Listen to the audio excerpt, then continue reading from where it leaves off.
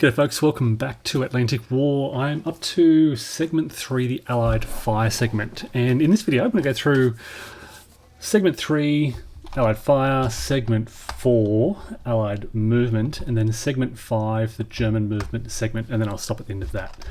Okay, so first things, this is the first subphase. There's no naval gunfire, so we go straight to unit fire. And basically unpinned Allied armour and weapons units may make one fire attack for each step they currently possess. You roll a d10 for each attack. If the dice roll is equal to or less than their fire value, which is basically the middle number at the bottom of these units, then one step is eliminated. You'll notice, I do correct this in a moment, my artillery, I believe, should have 3 steps, and when they were hit, I removed them. I do bring them back with a step loss in just a moment, but yeah, that takes a while for me to correct. So Utah running through this, basically the DD tanks can shoot at units in their hex or adjacent. Out here in Uncle Red on the far left, we've got these DD tanks shooting at the Widerstand next. Very first shot is a hit. Okay, so that destroys this one-step Widerstand's nest, and it should pin the DD. As soon as a unit makes an attack, they become pinned. I do correct that also later on. I missed that initially. No more targets then for this unit. So we go to this unit here, targeting Widerstand nest 7. They make 3 attacks and they fail. And that's it for Utah Beach. So now we head over to Omaha. There's only one pinned DD in a shingle box, Fox Green. They make 3 attacks and they fail. We then get to the Gold Beach and some DDs in the front, King Red. I'm going to burn through this very quickly. Basically, we're looking for 10s. All right, so we are shooting at Widerstand S33. You can see that 10 just appeared, so that's a one-step hit on that Widerstand nest. We continue with the die rolls, Jig Red, which is over here, shooting at number 36, missing. Juno Beach in the center here, a couple of DDs along the front, but a lot of misses. Nan Green misses. Again, we just need a 10 here because their rating is 0, so they need a 0 on a D10 to hit. All miss. Mike Green misses, and then Sword Beach misses. Now at this point we get to the allocating, well, there's a reminder in the rules to allocate step losses. So I take my eliminated units and basically you place them. This takes me a while to figure out, but I'm trying to be kind of as accurate as possible. So what Steve does in LVW strategy gaming is he labels all his units, and when they take losses he allocates those losses directly to those battalions. I've basically done something similar, but I figured out where these D tanks were lost from and placed them on the corresponding units. Okay, so you just place the units, the losses directly on those battalions, and once they reach a step loss, you apply that step loss to the battalion. So it took me a while to work this all out. Also doing it on the American beaches as well. It's around about this point that I realized that the artillery has 3 steps, and so brought them back and fixed things up. Okay, so now we get to Allied movement. It took me a while just to read through this. Sorry, this is where I pin the units that fired along the front, keeping in mind that this unit here didn't fire because we wiped out that Widerstand nest straight away. Okay, and then I also catch up and make this fire attack with the artillery, which is successful, and they're done. Which meant that 76-105 artillery, self-propelled artillery here, has nothing to shoot at because they've got a range of 2 now. Okay, so Allied movement phase. Pinned units can't move, but I do tie them up a little bit. Just move them, and then okay, so this is where what I should have done was you do breach attempts. You do breach attempts during movement with your AVREs and Rangers. So they can make breach attempts as part of their movement. It's not... Roosevelt can also unpin a unit, so he does that quite quickly with the engineers. The engineers and... what else? Engineers and commandos do their breach attempts during the demolition phase, which will happen in just a moment, but I'm taking it very procedurally, one step at a time. So moving up everything that is unpinned into the shingle box. There's no enemies here, but they can't make their breaching attempts just yet. You can see just moving the Americans, not much the Americans can do.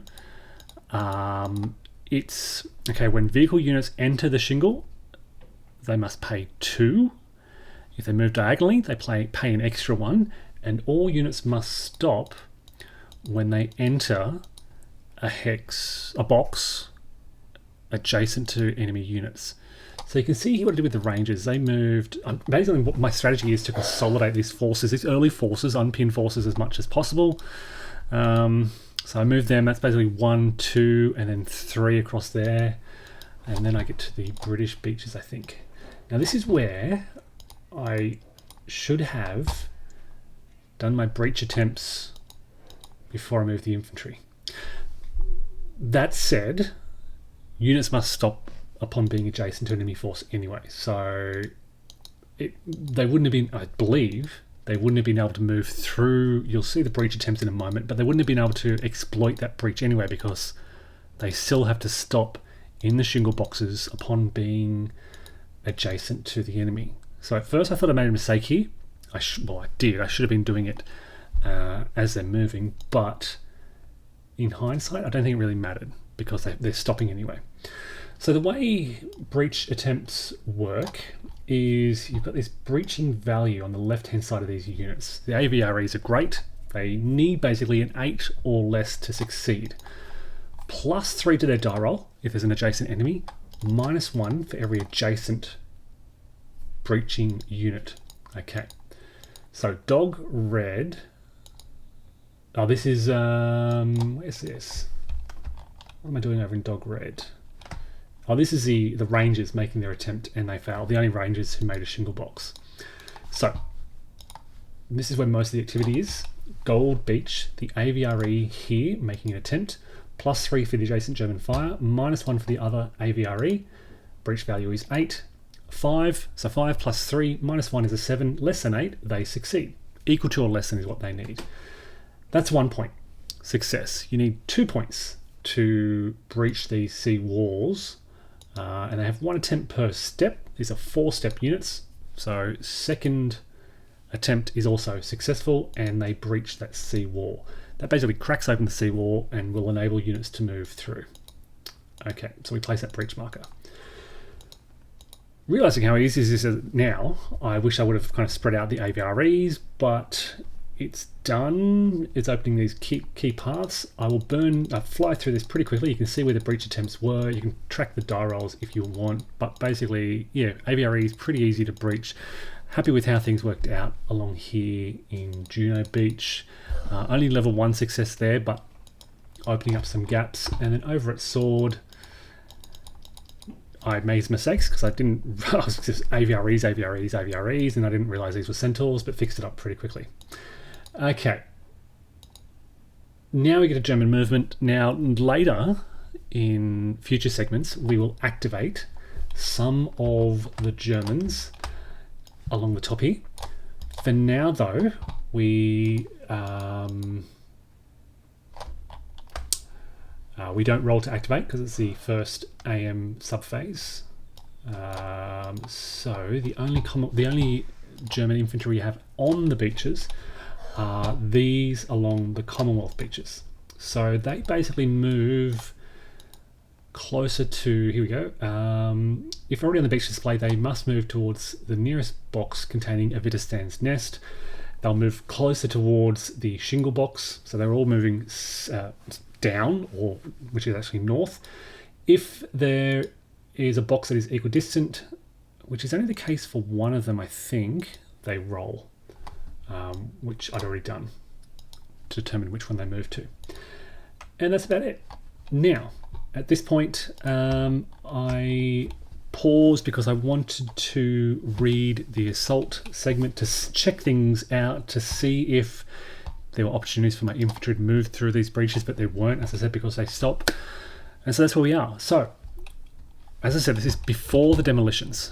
All right, so we've still got the American demolition phase to go, and this is where the engineers and commandos will make their breach attempts, but commandos probably won't have, oh yeah, commandos may have some work to do out here in Sword Beach.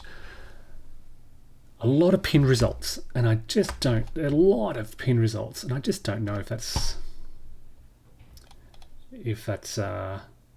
average. It feels like a heck of a lot of pin results. You can see a lot of these units couldn't move. Small number, it felt like a small number of units actually making their way into the shingle box. So I don't know, but that's how it's looking. As I said, the American beaches, Utah is great. We've destroyed Vidus 5 and 7. We've got the engineers there ready to go. They won't have that negative modifier. So they should be able to breach the seawall quite easily and start moving up into the coastal defense boxes. And that's about it for now. All right, folks, stay tuned and I'll report back soon.